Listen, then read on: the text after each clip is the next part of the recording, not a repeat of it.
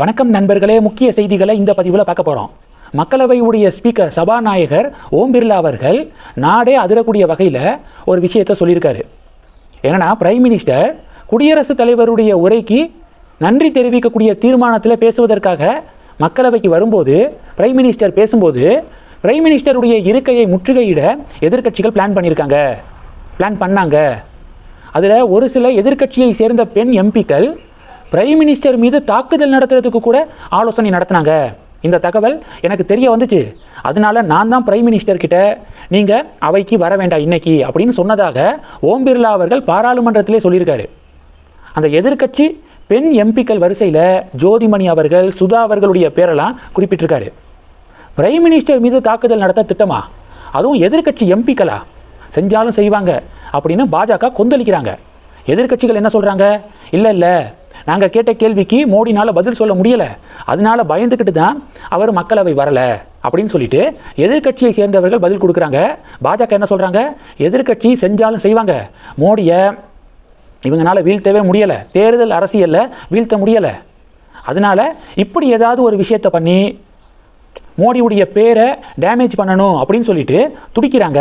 அதனால எதிர்க்கட்சி எம்பிக்களை நம்ப முடியாது, பிரைம் மினிஸ்டர் மீதான பாதுகாப்பை அதிகப்படுத்தணும் அப்படின்னு பாஜகவை சேர்ந்த ஒவ்வொருத்தங்களும் பதிவிடுறதை பார்க்க முடியுது. பாஜக சொல்கிறாங்க, உலகளவில் மோடி இன்னைக்கு எவ்வளோ பெரிய தலைவராக இருக்கார்.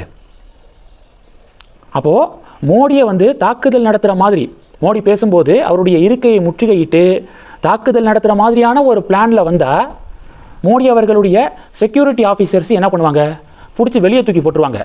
அது யாராக இருந்தாலும். ஏன்னா மோடியுடைய பாதுகாப்பு தான் நம்ம நாட்டுக்கு ஃபஸ்ட்டு, தூக்கி வெளியே போட்டுருவாங்க. அப்போது அந்த காட்சிகள் எல்லாத்தையும் வெளியிட்டு பாருங்கள், எதிர்க்கட்சி எம்பிக்கள் மீது எப்படி தாக்குதல் நடத்தப்படுது பாருங்கள், குறிப்பாக பெண் எம்பிக்களே தாக்குதலுக்கு உள்ளாகிறாங்க அப்படின்னு சொல்லிட்டு இந்த ட்ராமாவை போட தான் எதிர்க்கட்சிகள் பிளான் போட்டிருக்காங்க. நல்ல வேளை ஸ்பீக்கருடைய சுதாரிப்புனால இது தவிர்க்கப்பட்டிருக்கு, இல்லைனா பெரிய ட்ராமாவை போட்டிருப்பாங்க இந்தி கூட்டணி அப்படின்னு பாஜக பதிலடி கொடுக்குறாங்க. இந்த விவகாரத்தை பற்றி உங்களுடைய பார்வைகளை கமெண்ட் பண்ணுங்கள். ரெண்டாவது என்ன பார்க்க போகிறோன்னா, நீதிமன்றம் அதிரடி அப்படிங்கிறது ரெண்டாவது டாபிக். தாவேகா தலைவர் விஜய் இருக்கார்ல, அவர் புலி படத்துக்கு 15 கோடி ரூபாய் வாங்கின சம்பளத்தை இன்கம் டேக்ஸ் கிட்ட இருந்து மறைச்சிட்டாரு அப்படின்னு சொல்லிட்டு 1.5 கோடி ரூபாய் அபராதம் விதிக்கப்பட்டுச்சு. இன்கம் டேக்ஸ் 1.5 கோடி ரூபாய் ஃபைன் போட்டாங்க விஜய்க்கு. இதனை எதிர்த்து விஜய் நீதிமன்றத்தை அப்ரோச் பண்ணார்.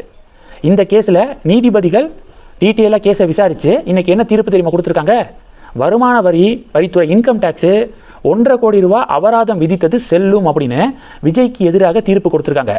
இது பொலிட்டிக்கலாகவே பெரிய டிபேட்டை உருவாக்கியிருக்கு. இது பொலிட்டிக்கலாகவும் பெரிய டிபேட்டாக மாறி இருக்கு. என்ன டிபேட்டு, சமீபத்தில் நான்லாம் ஊழலே பண்ண மாட்டேன், ஊழல் இல்லாத ஆட்சியை கொடுப்பேன் முதல்வரானா அப்படின்னு விஜய் சமீபத்தில் பேசியிருந்தார்.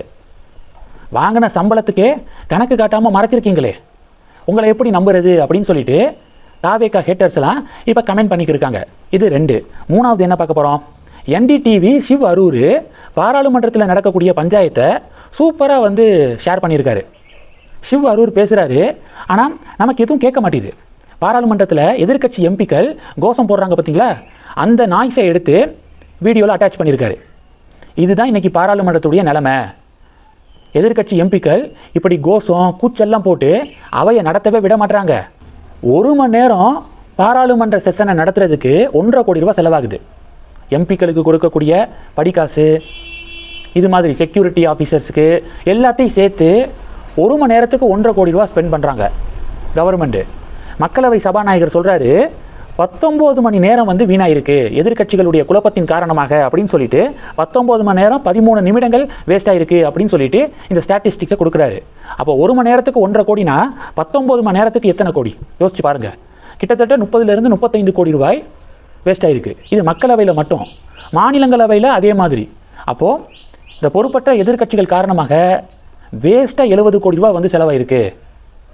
அதாவது எதிர்க்கட்சி எம்பிக்கள் வேணும்னே பிரச்சனை பண்ணணும் அப்படிங்கிறதுக்காக பண்ணிக்கிருக்காங்க. அவங்களுக்கு பேசுகிறதுக்கு வாய்ப்பு கிடைக்கும்.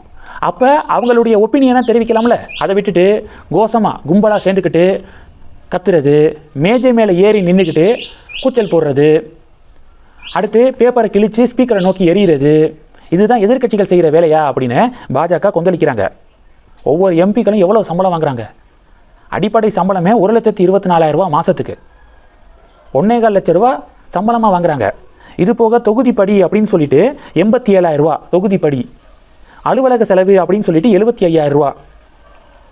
பாராளுமன்ற கூட்டத்தொடர் நடக்குதுன்னா ஒரு நாளைக்கு ஒரு எம்பி கலந்துக்கிறாங்கன்னா 2,500 ரூபா படி. இவ்வளவையும் வாங்கிக்கிட்டு அடிப்படையான பாராளுமன்ற கூட்டத்தொடர் நடக்க விட மாட்டாங்க பார்த்தீங்களா? இதுதான் எதிர்க்கட்சிகளுடைய லட்சணம் அப்படின்னு பாஜக கொந்தளிக்கிறாங்க.